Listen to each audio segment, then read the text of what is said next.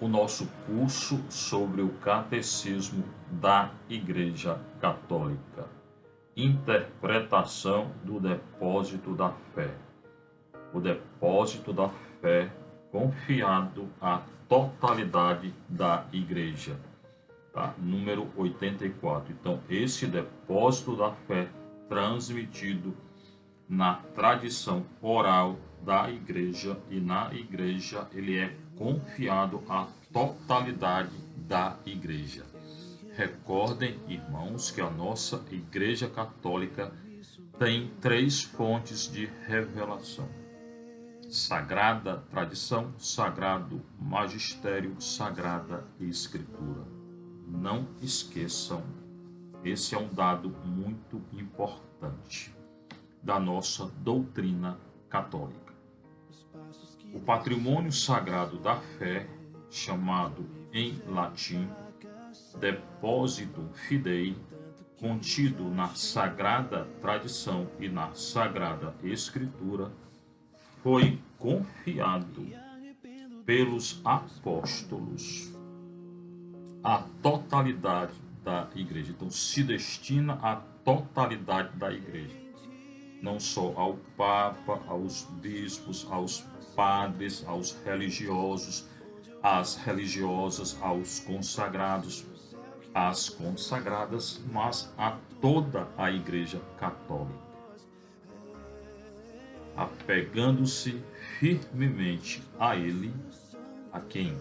A esse depósito da fé, o povo santo todo unido aos seus pastores. E aqui eu quero colocar um dado muito importante: a unidade da Igreja e na Igreja.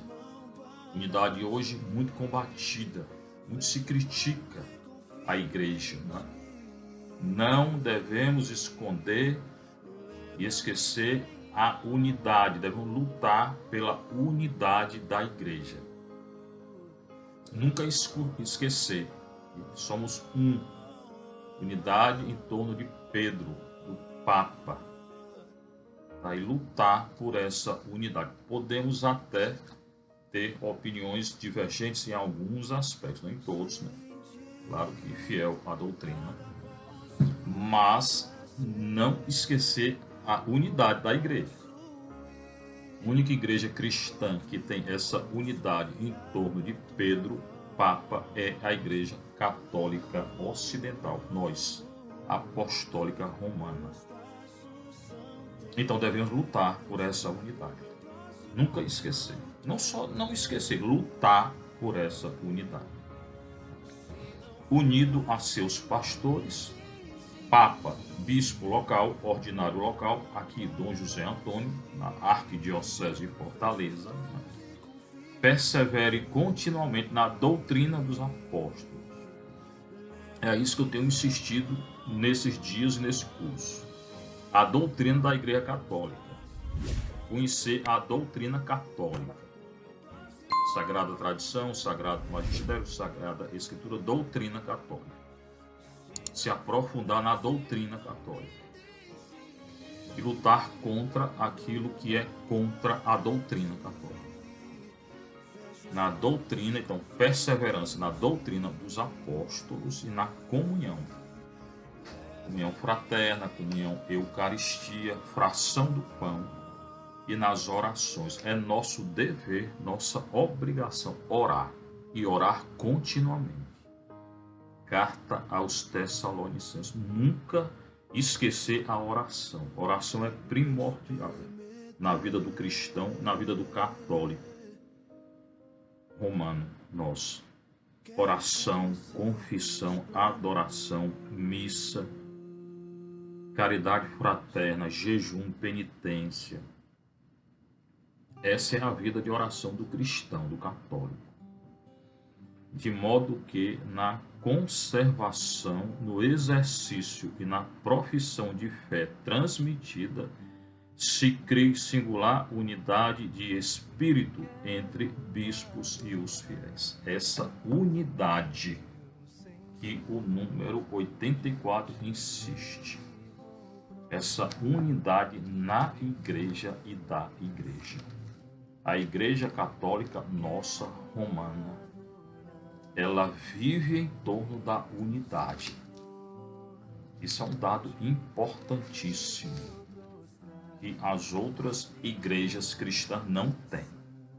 E aqui eu recordo nessa unidade falada no número 84 do Evangelho de João, capítulo 17.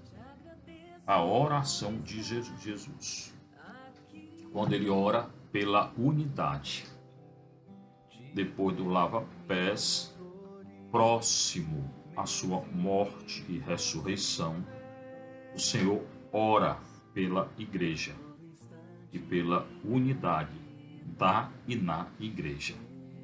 João capítulo 17. Assim falou Jesus, são palavras de Jesus, nunca esquecer. O evangelho não é de João, de Marcos, de Mateus, de Lucas, é de Jesus, segundo João, segundo Marcos, segundo Mateus, segundo Lucas. Mas o evangelho é de nosso Senhor Jesus Cristo. Assim falou Jesus e, erguendo os olhos ao céu, disse.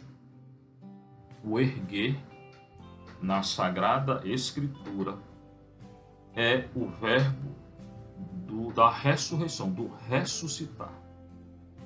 Talitá cum, levanta, ergue. O ergueu cum, cumma, hebraico, aramaico, é o verbo da ressurreição. Em grego, anastasis, a ressurreição.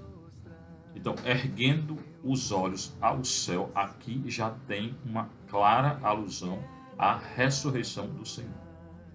O Senhor falou, Pai, chegou a hora de Jesus passar dessa vida para o Pai. Ele veio do Pai, vem do Pai e retorna ao Pai. E chama Deus de Pai. Oração do Pai Nosso. Pai nosso que estás no céu. Deus é nosso Pai. Infelizmente, muitas vezes nós esquecemos que Deus é nosso Pai. Entramos numa vida egoísta ou cheia de preocupação. Esquecemos muitos afazeres, então, e nos esquecemos da paternidade. A nossa religião é a religião do Pai, do Filho e do Espírito Santo, mas do Pai. Deus é nosso Pai, não é padrasto.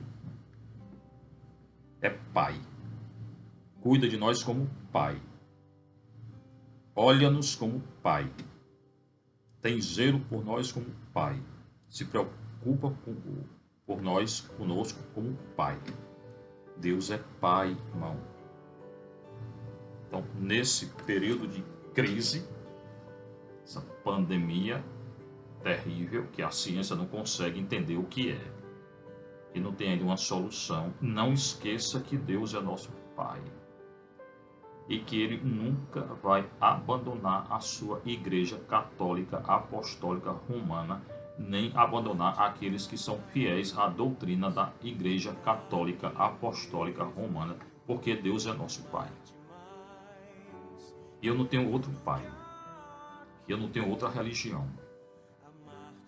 A unidade da Igreja significa também professar a verdadeira fé na Igreja Católica Apostólica Romana. Recorde o credo. Reze com o credo todo dia.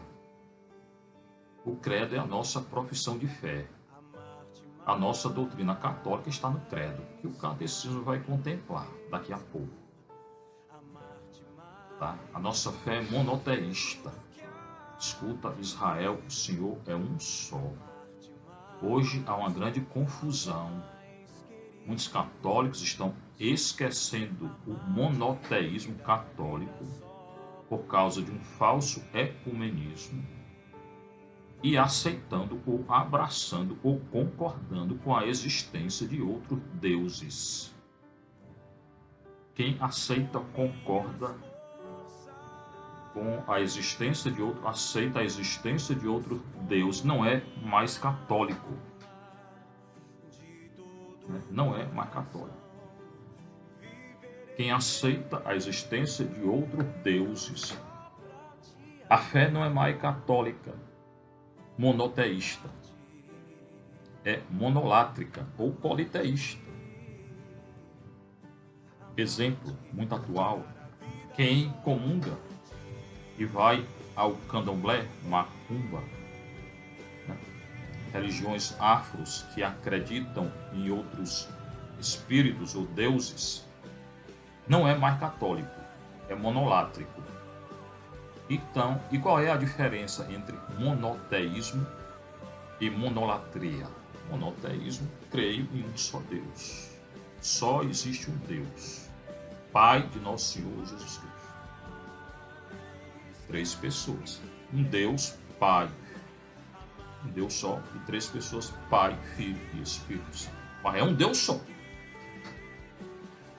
Se além disso alguém professa a existência em espíritos divinos ou divinizados de outras religiões, esse alguém não é mais católico.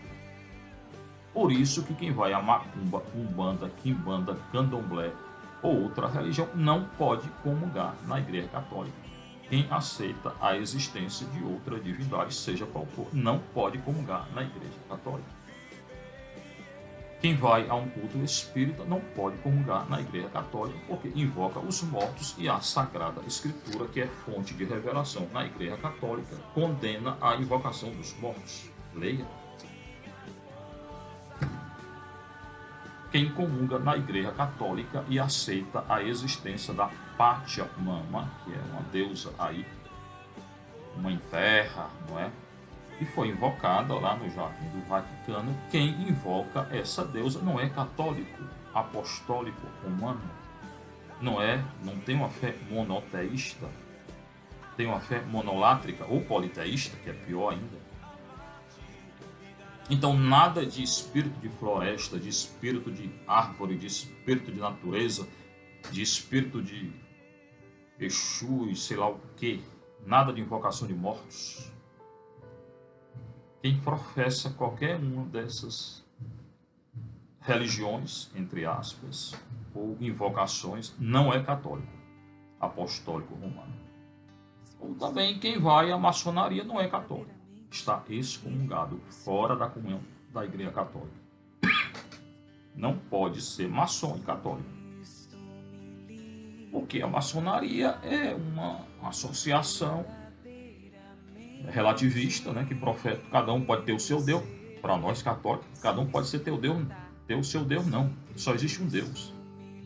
Para o católico apostólico romano, só existe um Deus. Eu não posso aceitar um outro Deus, nem a existência de outro Deus. Aí que entra o falso ecumenismo que eu falei no início, que é ecumenismo, primeiramente, é eu firmar minha fé católica, que é monoteísta, e com a obrigação de batizar os outros, que está em Mateus 28, que eu já expliquei aqui. Eu não posso me furtar a batizar aqueles que não são católicos. Não posso obrigar ao batismo. Eu tenho que anunciar o batismo. E a nossa fé católica é essa. Tenho que anunciar o batismo, não posso forçar, mas tenho que anunciar e batizar todos aqueles que queiram, que acreditam, que está no ritual do batismo. Vocês aceitam que a criança seja batizada? Você aceita ser batizado livremente? Sim. É claro que uma criança não tem consciência, recém-nascida ou com poucos meses de idade. Então o pai, a mãe, o padrinho, a madrinha respondem por ela. E depois na crisma, a própria criança responderá por ela. Certo? Então essa é a nossa fé. O falso ecumenismo é querer aceitar tudo que é religião como se todas as religiões salvassem. Não é assim. A única religião que salva é a católica apostólica romana. Claro é. Quem nasce no judaísmo, em outra religião, tal e tal, pode se salvar, sim, pela graça que vem através da Igreja Católica Apostólica Romana, que atinge a eles. Isso é o Vaticano II. Plenitude da revelação só tem a Igreja Católica Apostólica Romana. As outras religiões, algumas outras religiões, só têm sementes da verdade. Não tem plenitude. Significa que não pode salvar sozinha. Não. A salvação que atinge a eles, aqueles que são íntegros, que agem segundo a reta razão, inclusive o ateu, que age segundo a reta razão, a salvação que atinge a ele vem através da Igreja Católica Apostólica Romana. E através de Maria, né? Porque ela é quem nos deu Cristo. Não existe redenção sem Cristo, sem Maria, porque ela é que nos deu Cristo. Então essa é a nossa fé católica, né? Então, ecumenismo é eu firmar primeiramente a minha fé. Eu sou católico monoteísta.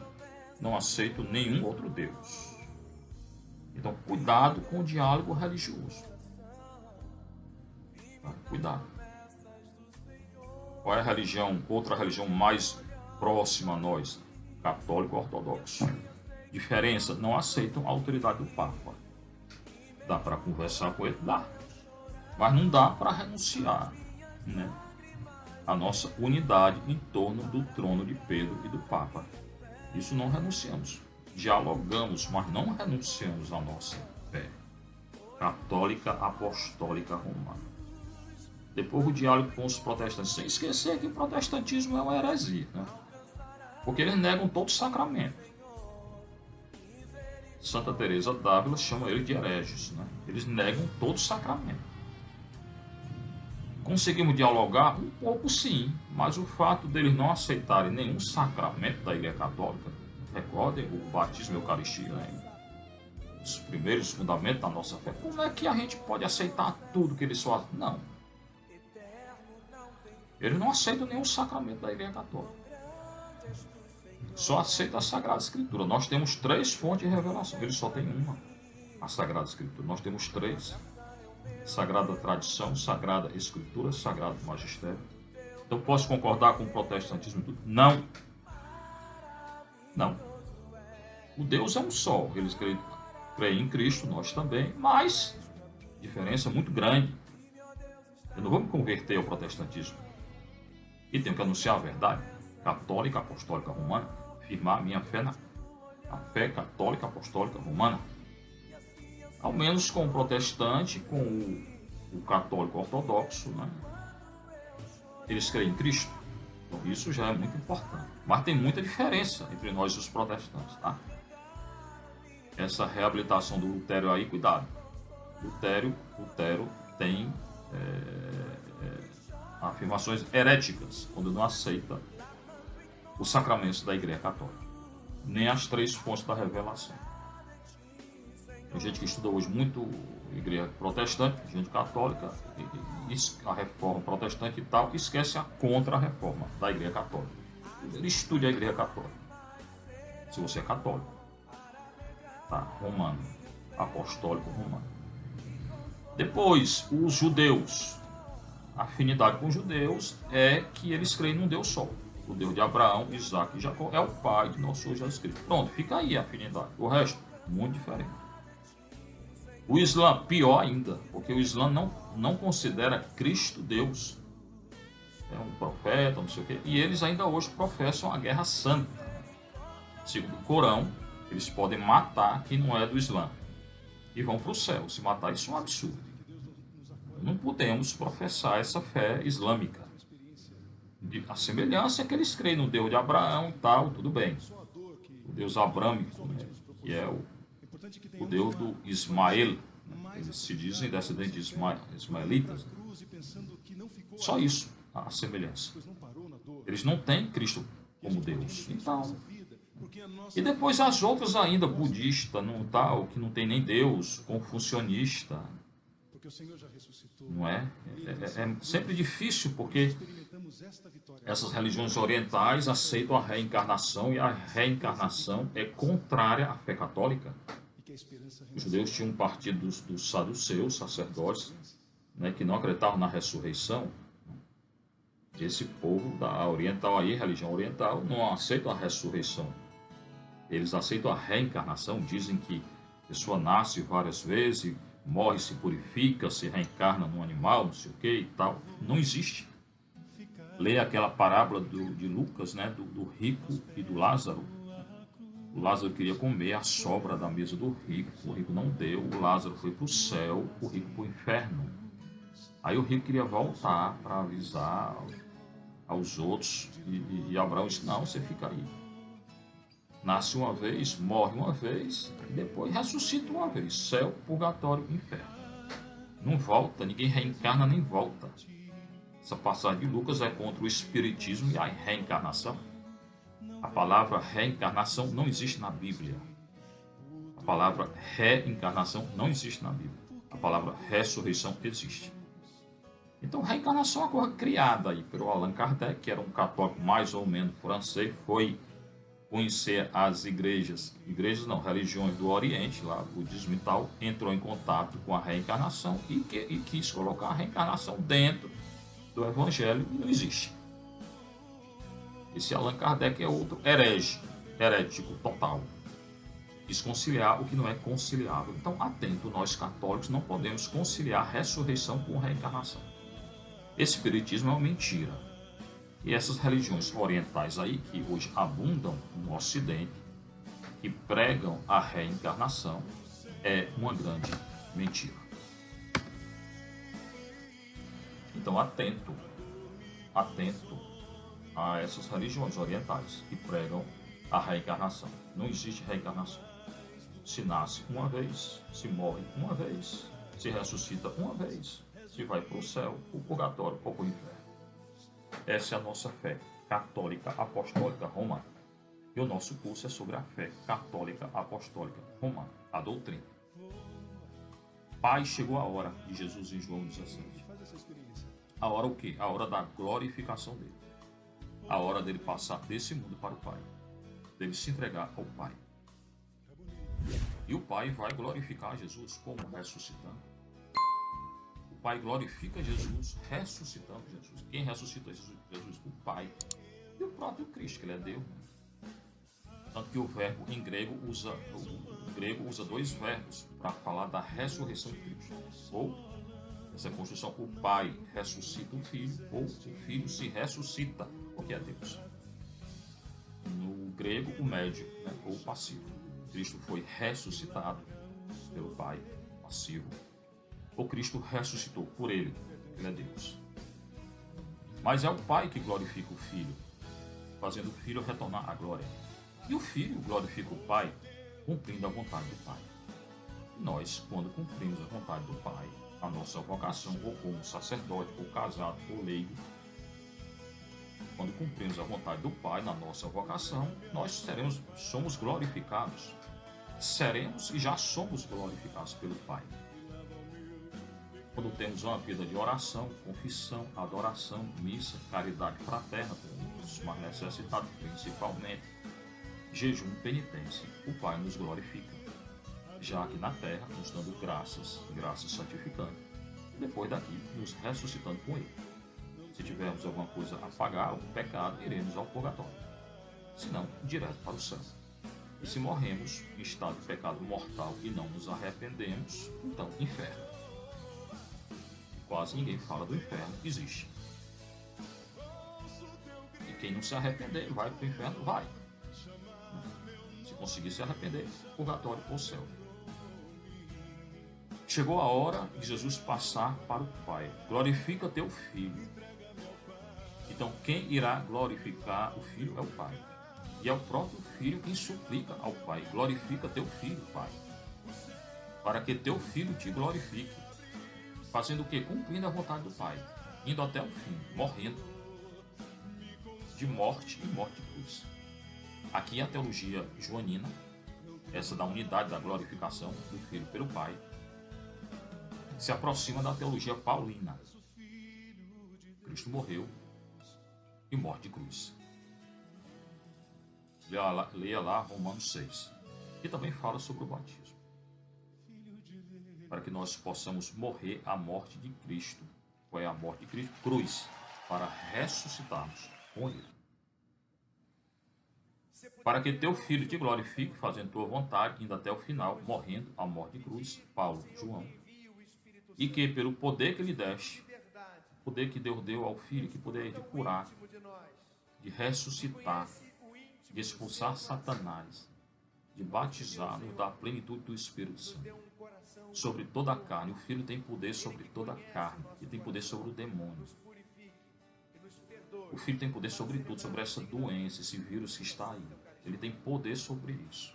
Por que ele não acaba? Porque ele quer que o nosso arrependimento. Esse vírus aí é um sinal da próxima vinda de Cristo. E é consequência do pecado original. Toda doença, vírus, toda desordem da natureza, e o vírus é uma desordem da natureza. Vem de um vírus, né? É consequência do pecado original. O que é que Deus quer para nós nesse momento? Por que ele não tira o vírus? Porque ele quer que nós nos arrependamos dos nossos pecados. A humanidade de Deus está muito longe do Pai, do Filho e do Espírito Santo. A humanidade hoje adora Baal, Satanás. Adora outros deuses. Ontem mesmo aí saiu notícia que na Argentina a Câmara do Deputado aprovou o aborto. Aborto é um pecado muito grave, é um crime. Infanticídio, é como Herodes, aquele o grande entre aspas, né? Ele mandou matar as crianças com medo de perder o reino quando nosso Senhor nasceu. Então, quem aborta é partidário de Herodes, o homicida. E é homicida desde o início, como Caim. O pecado de aborto é o pecado de Caim. Infanticídio, homicídio. Tá? Então, o mundo hoje, moderno, o pós-moderno, ele segue Satanás, o anticristo. O anticristo hoje está no mundo já, irmão. Se você está esperando o anticristo descer, ele já desceu há muito tempo. Está no mundo, está nos estados modernos, pós-modernos, que criam leis contra Cristo. Quem cria a lei contra Cristo é do anticristo. Contra Cristo é anticristo. Hoje o mundo tem ao menos 7 leis contra Cristo. Ou lei ou costumes. Aborto. Quase todos os países já aprovaram o aborto. Ou total ou parcial. O Brasil já tem.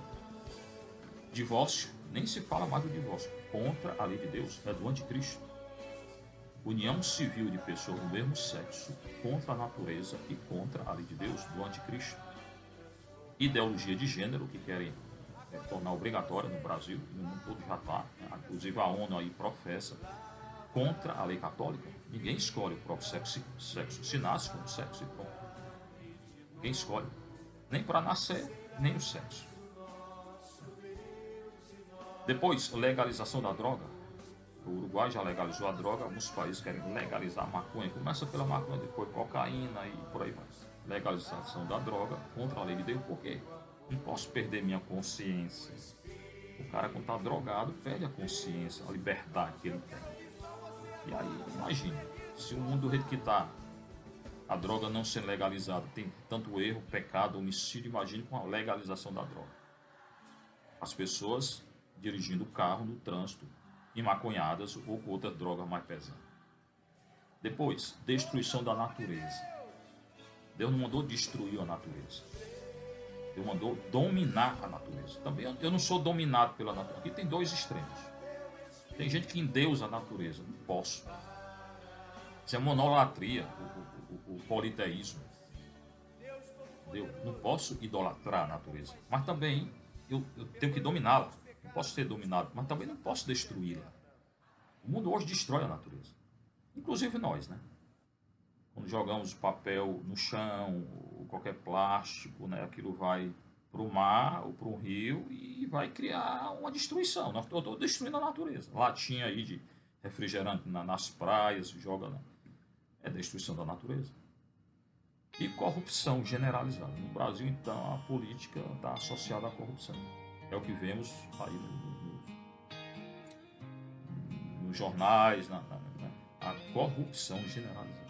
Divórcio, aborto, ideologia de gênero, matrimônio civil de pessoas do mesmo sexo, legalização da droga, destruição da natureza e a corrupção. 7 pontos dos governos do anticristo. 7 leis do anticristo, ou 7 costumes do anticristo, que os estados modernos, pós-modernos, já colocaram e estão colocando nas suas constituições. Então, são estados do anticristo. O Brasil já é grande parte do anticristo. Foi católico um dia. Hoje nem cristão é direito. Metade do Brasil é do anticristo, por aí. E tem 7 atitudes que eu, como cristão, posso exercitar contra essas 7 aí do anticristo. Quais são? Oração, confissão, adoração, missa, eucaristia, caridade para com os pobres, alega muito a Deus, por esmola, jejum e penitência. Para combater as 7 características do anticristo, eu posso assumir essas 7. Oração, confissão, adoração, eucaristia, caridade para com os pobres, penitência e jejum. Caridade está relacionada a esmola, né? Ajudando os necessitados. E que pelo poder que lhe deste sobre toda a carne. Então, o Cristo, versículo 2, 17:2, João 17:2. O Cristo tem poder sobre toda a carne, tem poder sobre esses vírus aí, sobre Satanás. A questão é que o mundo moderno hoje se entregou e se consagrou a Satanás. E Cristo, o Pai e o Espírito, eles respeitam a liberdade humana. Quem quer seguir o Satanás, vai seguir o Satanás. O pai é aquele pai do filho pródigo, né, que aguarda o retorno do filho. Tá? Ele sofre, né? Toda hora vai lá ver se o filho está retornando, mas ele não correu atrás do filho, não. O filho não quis sair de casa, gastar tudo, se tornar um escravo, matou o pai porque desejou herança, tudo isso. Então é o filho que saiu que tem que voltar. Então, isso é que o pecado nos leva. Quando eu peco, Deus me aguarda, mas sou eu que tenho que retornar, porque eu que pequei. Todo pecado tem perdão, mas eu tenho que confessar, me arrepender, ir até o sacerdote, receber a absolvição e a penitência. Aí quando eu retornar, o Pai me acolhe e faz uma festa, um cordeiro que é Cristo. Manda matar o cordeiro que já morreu, que é Cristo. Festa no céu por um pecador que se converte. Qualquer pecado. Até antes de morrer. É melhor antes. E quem garante que antes de morrer eu vou me converter de tudo? Hoje a igreja nos dá tudo. Na nossa paróquia eu confesso todo dia. Todo dia tem confissão, oração, adoração e missa. Confesso antes da missa e depois da missa. Paróquia Santa Teresa, Vicente Piso. E que, pelo poder que lhe der sobre toda a carne, ele dê a vida eterna a todos os que ele der. Então, o Cristo, além de ter poder sobre toda a carne, todo espírito, todo pecado, ele nos dá a vida eterna que inicia aqui, segundo João.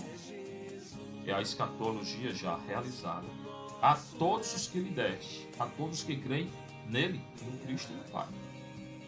E crer aqui, irmão, por favor, entenda, não é só dizer crer não, porque o Satanás pode dizer também crer e não crer em nada.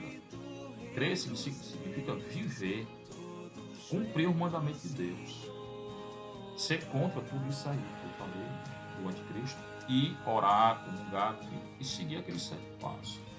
Significa conhecer a lei de Deus, o mandamento de Deus. O dízimo, por exemplo, que é um mandamento da Igreja Católica, é um mandamento. E poucos católicos pagam o dízimo. Se não paga, tem que confessar. É um mandamento da Igreja. E também há pouco tempo surgiu aquela polêmica sobre se eu posso aceitar o matrimônio civil, né? Pessoa civil que eu estou falando, nem católico não pode de jeito nenhum. Estou dizendo civil, posso? Não.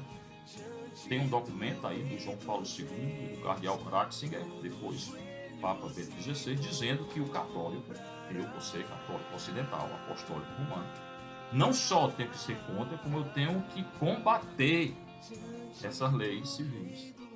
Eu tenho que dizer que sou contra e tenho que ir contra mesmo, combater. Com palavra, com ato, com tudo, eu tenho que combater. É uma atitude enérgica. Não é só dizer, fica calado, não. Ficar calado eu não posso me omitir. Aí é pecado de omissão. E muitos católicos se omitem. Né? Eu tenho que dizer em público, e eu digo na missa, que eu sou contra. Porque porque é contra a Bíblia, né? A palavra de Deus, né? A relação com o ato homossexual. Não é a pessoa aqui. A gente não julga a pessoa do homossexual, né? Que aqui, aliás, nem existe, né? A pessoa não é homossexual, a pessoa é homem ou mulher. Biblicamente nasce homem ou mulher. Agora, como consequência do pecado original, pode ter uma tendência a pessoa do mesmo sexo. Ter uma tendência não quer dizer que você seja aquilo. Não é uma questão ôntica. Não é uma questão de essência do ser. Ninguém é homossexual. É homem ou é mulher. E se tem uma tendência, lutar contra a tendência. Tem gente que nasce com a tendência a roubar. O que eu vou dizer para ela? Ah, meu filho, você nasceu assim, roubo. Não. Você nasceu com a tendência a roubar, lute. Pode até procurar um psicólogo cristão. Né? E o sacramento da Igreja Católica, renunciando à atitude de roubar ou à atitude da relação de pessoas do mesmo sexo. Né? Então, não é que a pessoa nasce homossexual, a pessoa nasce homem e mulher, ou mulher. Claro, tem a questão um ou outro, que é muito raro, o hermafrodita, que nasce dos dois. Aí é uma questão biológica, não estou falando disso. Estou falando dessa tendência aí hoje, que considerar normal, que não é normal. Leia Romanos 1, 25. Seguinte, Paulo chama pecado contra a natureza. E o Levítico, tem muitos textos aí, depois eu trato só sobre esse assunto. Principalmente esse documento do Papa, João Paulo II e Bento XVI. Na época, cardeal Ratzinger. E lá eles colocam também que não é questão de discriminação. Eu não estou discriminando a pessoa. Até porque a questão da discriminação, eu tenho que ser contra a discriminação quando tem uma causa justa. Por exemplo, eu posso discriminar um negro pelo fato de ser negro? Não. Isso é injusto. Mas não existe discriminação no ato homossexual, porque aqui não é uma questão justa, é uma questão injusta contra a natureza. Então não entra aqui discriminação. Discriminação é contra uma atitude injusta. Acabei de dizer, né? Eu posso discriminar uma pessoa porque é negra de jeito nenhum. Nem amarela, nem branca, ninguém. Isso é injusto. Agora, falar em discriminação porque você quer ter uma atitude homossexual é contra a natureza. Aqui não tem uma questão justa. Você não se defende uma coisa justa e não se pode defender uma coisa injusta. E o ato homossexual é uma coisa injusta. Por quê? Porque é contra a lei de Deus. E o justo é que segue a lei de Deus. Tá? Então, a vida eterna é doada a quem segue a lei de Deus e conhece a lei de Deus. Leia esse documento do João Paulo II aí, de 2003. Depois tem outro documento de 2005, falando sobre o homossexualismo nos seminários. A igreja aceita? Não. Quem tem uma atitude ou um comportamento homossexual, aí de jeito nenhum. Quem tem uma tendência, também não. Primeiro, tratar a tendência. Ora, a vida eterna é esta. A não ser que seja uma coisa passageira, segundo o documento. Leia o documento. Esse outro sobre o homossexualismo de 2005. Você encontra aí, né, os dois documentos. Ora, a vida eterna é esta.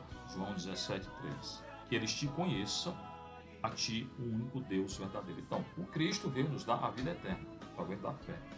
Vida eterna que ele explicita e explica o que é em João 17,3. A vida eterna é esta, 2 pontos.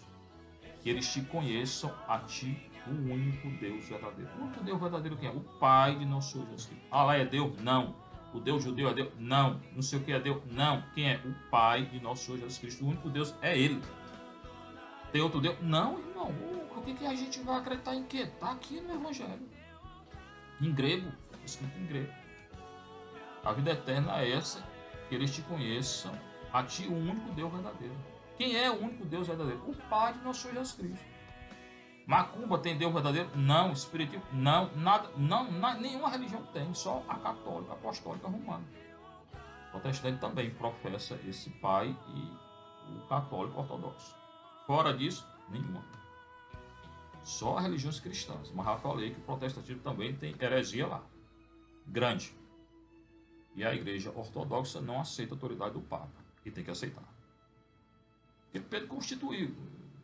Jesus constituiu Pedro a autoridade. Onde é que está? Mateus 16. Tu és Pedro, sobre esta pedra edificarei minha igreja. Tá? Que eles te conheçam a ti, o único Deus verdadeiro. E conhecer, na cultura judaica, Jesus era judeu, conhecer é ter uma relação de intimidade. Ter uma relação de intimidade com o Pai. É orar ao Pai. É seguir o mandamento do Pai. O maior mandamento é dar a vida pelos outros, como Cristo morreu na cruz. Não lutou contra a injustiça social, como falam tanto essa teologia da libertação, né? Jesus nunca lutou contra o Império Romano, que era injusto socialmente, né? Ele veio perdoar o pecado. Tá? Então a nossa luta não é contra os impérios aí, contra a política, nada disso. O pessoal está todo enganado. Hoje tem muita heresia na Igreja Católica. O fundamento da nossa religião católica não é político-social. É religioso. O homem é um animal religioso, criado à imagem e semelhança de Deus. Não é um animal político. Aliás, a polis era contestada no início. Lá no Gênesis era contestada a polis. É na polis onde estão os pecados, segundo o Gênesis. Então esse homem animal político do Aristóteles aí não existe na Bíblia não. O homem é animal religioso, criado à imagem e semelhança de Deus. O homem tem que lutar por justiça social, a cidade terrena? Não. É a César o que é de César, a Deus o que é de Deus. O homem tem que lutar por Deus. A religião é ligar, uma ligação com Deus, um conhecimento, que implica uma relação pessoal com Deus, existencial. Que eles te conheçam a ti, o único Deus verdadeiro. Conhecer é ter uma relação de intimidade com Deus, através de que? Oração, confissão, adoração, missa, caridade para com os pobres, jejum e penitência. Posso conhecer a Deus de outro modo? Não. Na Igreja Católica? Não. O essencial é isso que eu disse. E aquele que enviar-te, Jesus Cristo. Conhecer não somente a Deus, o Pai, mas conhecer nosso Senhor Jesus Cristo. Então, eu tenho que conhecer ao Pai, conhecimento existencial, vivencial, né? Comunhão com o Pai, e aquele que o Pai enviou, Jesus Cristo. Que eles te conheçam, conhecimento, né? É ter uma experiência pessoal com o Pai. Quem nunca teve experiência pessoal com Deus, não conhece a Deus. Não. Nem o Filho, nem o Espírito Santo, nem Maria, nada. A ti, o único Deus, verdadeiro único, não tem outro. E aquele que enviar-te, Jesus Cristo. Jesus é o enviado do Pai, enviado pelo Pai, para nos trazer o que? O perdão. Foi para lutar, luta de classe não. Foi trazer o perdão. Recordem aí aquele evangelho em que ele cura o paralítico. Antes de curar, ele perdoou o pecado. E o Cristo veio trazer foi o perdão do pecado. Tudo o resto é consequência. O fundante na religião católica é o perdão do pecado. Que é o pai, o filho pródigo que ele acolheu, o filho pródigo, quando retornou, perdoou o pecado. Versículo 4, 17, 4, João 17, 4. Eu te glorifiquei na terra. Como é que o Cristo glorificou o Pai na terra? Fazendo a vontade do Pai, até a morte e morte de Deus. Ele deu a vida por todos. Todos se salvarão? Não. Quem não acredita não se salva. Quem crê e pediu perdão já está salvo, né? Depois daqui será uma consequência. Para João, quem crê e segue, né, a lei de Deus, a doutrina, já está salvo aqui. E santificado aqui. Não totalmente, claro. Eu te glorifiquei na terra, fazendo tua vontade, né? Concluí a obra que me encarregaste de realizar. Qual é a obra? Perdoar o pecado. Primeiro dos judeus, né? João 4, 22, a salvação vem dos judeus. Se você recorda, quando o Senhor mandou os apóstolos em missão, primeiro a obrigação era andar as ovelhas perdidas da casa de Israel, aos judeus. Os judeus se fecharam, então anunciou o evangelho a todos, inclusive aos pagãos, a nós. Né? Quem não é judeu era considerado pagão. Entendeu? Então, primeiro aos judeus, depois aos pagãos. O Paulo foi quem mais entendeu isso. Também entendeu que a salvação não era seguir todo aquele ritualismo judaico. Né? A salvação é graça que vem através da fé em nosso Senhor Jesus Cristo. Romanos e Gálatas. Eu te glorifiquei na terra, concluir a obra que me encarregar de realizar. Que obra é essa? Perdoar o pecado. De quem? De todos. De todos aqueles que se arrependem. Claro, né? E Deus, volta a dizer, ele respeita a nossa liberdade. Quem não quer pedir perdão, não será perdoado. E agora, versículo 5, glorifica-me, Pai. Como é que o Pai vai glorificar? João repete, ressuscitando Cristo. O Pai glorifica o Filho, acolhendo o Filho na glória do Pai. Glória que o Filho tinha desde o início, que é um com o Pai. É muito fácil de entender. E muito bonito o Evangelho de João. E agora, Pai, glorifica-me junto de ti. Por quê? Porque o Filho retorna ao Pai através da cruz. Então, ele retorna ao Pai. Será glorificado pelo Pai. Com esse retorno ao Pai. Que é o contrário da kenosis, do rebaixamento, né? Que está lá em Filipenses 2, 6 a 11. Ele tinha a condição divina, em Cristo. Não considera algo a se apegar, a se orgulhar, mas se esvaziou, se tornou servo, escravo. E Deus o exaltou. Como? Fazendo retornar a Ele, a Deus, ao Pai. Ressuscitando o Filho, glorificando o Filho. E agora, glorifica-me, Pai, junto de ti. O Cristo irá retornar ao Pai com a glória que eu tinha junto de ti. O Cristo tinha a glória e nunca deixou a glória, não, desde o início. Ele não perdeu a glória quando se encarnou. Ele adquiriu outra substância humana que ele não tinha. Ele alterou a substância dele, mas a glória nunca perdeu. E agora retorna plenamente a glória. E agora retorna a glória com o corpo que ele não tinha, glorificado. Com a substância humana que ele não tinha, glorificado. Que ele aceitou quando se encarnou. Lucas 1, 14. João 1, 14, Lucas 1, 26 a 38. Mateus 1, 18 a 25. Encarnação. E agora glorifica-me, Pai, junto de ti, com a glória que eu tinha junto de ti, desde sempre, antes que o mundo existisse. Deus é, o Cristo é, antes da existência de tudo. Não é que Cristo existe, Cristo é. A questão só de existência, essência. Essencialmente, Cristo é Deus. E Ele existe, ou existia, e sempre existiu, antes da existência do mundo. E depois da consumação do mundo também. Ele retornará na glória dos anjos e dos santos para julgar tudo e todos. Porque alguns sinais hoje nos dizem que essa glória está se aproximando muito rapidamente. Cuidado e atento. Manifestei o teu nome, versículo 6, 17, 6, aos homens, tá? Então, manifestar é revelar. Apocalipse é manifestação, revelação. O que Cristo manifestou? O nome do Pai. O nome do Pai é o próprio Pai, porque na cultura hebraica o nome representa a pessoa. Tá? O nome Fernando, eles não teorizavam Fernando como todos os Fernandos da face da terra, não. Quando falava de um Fernando, ou era eu ou era outro concreto. Então, o nome na cultura judaica é uma pessoa concreta. O nome do Pai é a pessoa do Pai. O nome do Filho, a pessoa do Filho. O nome do Espírito Santo, a pessoa do Espírito Santo. E quando eu invoco o Pai, o Filho e o Espírito Santo, é o Pai, o Filho e o Espírito Santo. As três pessoas da Santíssima Trindade. E um Deus só. Eles estão presentes. Por isso, quando eu invoco o nome, eu estou invocando a pessoa.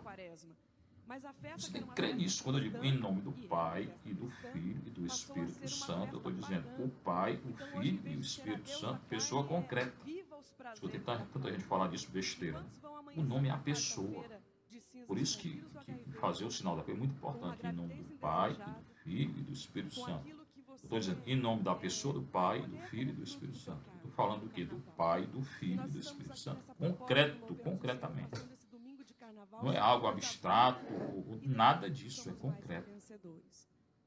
A missa e a Eucaristia, que começa assim, é uma realidade concreta. É um sacramento. O que é o sacramento? Presença real ali do Pai, do Filho e do Espírito Santo. E do corpo e do sangue de Cristo. Juntar Cristo ao Pai e o Espírito Santo. Não pode separar. Três pessoas sim, mas um Deus só. Quando eu comungo o Pai, o Filho e o Espírito Santo. Na fé da Igreja Católica Apostólica Romana. na presença de Maria, na comunhão com Maria. Porque não existe igreja católica apostólica romana sem Maria. Assista aí os nossos vídeos sobre a consagração a Nossa Senhora pelo Tratado de São Luís Maria Grion de Montfort. Manifestei o teu nome, ou seja, eu te manifestei aos homens que do mundo me deste. Nós somos do mundo, ou éramos do mundo. E nós, católicos, apostólicos, romanos, fomos dados ao Pai pelo Filho e ao Filho pelo Pai. Aqui, o que está dizendo é que o Pai nos deu a Ele, ao Filho. Então, eu sou do Filho. Eu sou do Filho no Filho.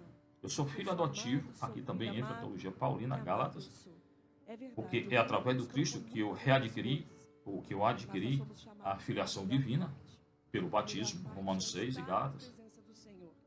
E eu fui dado ao Filho pelo Pai. Como? Através do batismo. E hoje todos querem renegar o batismo católico. Não pode. Não pode anular. Outro dia pergunta, pode anular o batismo católico? Nunca. Imprime caráter. Você será católico onde você for. No céu, no purgatório ou no inferno. Entendeu? Como a ordem, o sacramento da ordem imprime caráter. O sacerdote é sacerdote para sempre. Onde ele for, céu, purgatório ou inferno. Esse é um drama muito grande, a quem muito foi dado, muito será cobrado. Você que é batizado, muito será cobrado. E somente 1/7 da humanidade é batizada na fé católica. Na fé cristã, na fé católica menos ainda. Entendeu? Então atento. E o sacerdote mais ainda, que é sacerdote para sempre, segundo a ordem de Melquisedeque. Então, o Pai que nos deu ao Filho, nós que éramos do mundo, nascemos com o pecado original, o pecado de Adão e Eva, eram teus e os deste a mim. Mas mesmo tendo nascido do mundo, eu sempre fui do Pai. Porque todo homem é o quê? Imagem e semelhança do Pai, irmão. Gênesis 1:26. Eu sou imagem e semelhança de Deus, sou animal religioso. Não sou animal político, como queria Aristóteles. Aristóteles, aquela democracia do Aristóteles era nada, porque o escravo para ele não era gente. Não se fala tanto Aristóteles, animal político, aquilo é uma grande injustiça. O justo por excelência é Deus, é o Pai, é o Filho, o Espírito Santo. É a Igreja Católica. Quer melhorar o mundo? Seja católico. Você criar um sistema político perfeito que não existe. Até porque esses partidos políticos de hoje, todos eles aceitam todas essas leis anticristãs. Né? É raro que não aceitem. Entendeu? Então a igreja não tem que se envolver em política. Partidária menos ainda. A igreja se envolve com o quê? Com a religião. Manifestei o teu nome aos homens que do mundo me deram. Então, o Pai que nos deu ao Filho. Eram teus. Eu sou do Pai desde sempre. Apesar de ter nascido com o pecado original, eu sou do Pai, porque sou imagem e semelhança de Deus, do Pai. E os deste a mim. João repete. O Pai nos deu ao Filho. E eles guardaram tua palavra. Quem está falando? Aqueles que guardam a palavra do Pai e do Filho e do Espírito, o mandamento de Deus e o mandamento da igreja. Então, primeiro, Cristo ora por aqueles que são católicos, apostólicos, romanos ou ao menos cristãos, que guardam a palavra de Deus, que seguem a palavra de Deus, que não transcuram a palavra de Deus, que dão a vida pela palavra de Deus, que dão testemunho da palavra de Deus, que dão sangue pela palavra de Deus, que morrem e vivem pela palavra de Deus, segundo a palavra de Deus, a doutrina, para nós católicos, apostólica, romana. Que é o que nos interessa, e esse curso aqui é sobre o catecismo da Igreja Católica Apostólica Romana. Agora reconheceram que tudo quanto me deste vem de ti. Tudo quanto o Pai deu ao Filho vem do Pai. Nós viemos do Pai. Eu sou do Pai. Você, irmão, irmã, é do Pai. E a nossa origem, então, é divina. Imagem e semelhança do Pai. Não podemos esquecer isso no mundo hoje que nega o Pai, que nega o Filho e que nega o Espírito Santo. Que Maria nos reconduza ao bom caminho. O Senhor esteja convosco. Bênção de Deus Todo-Poderoso, o Pai, o Filho e o Espírito Santo. Maria passa na frente. São Miguel Arcanjo. Seja adorado para sempre, Senhor. Quero te amar como amado eu sou.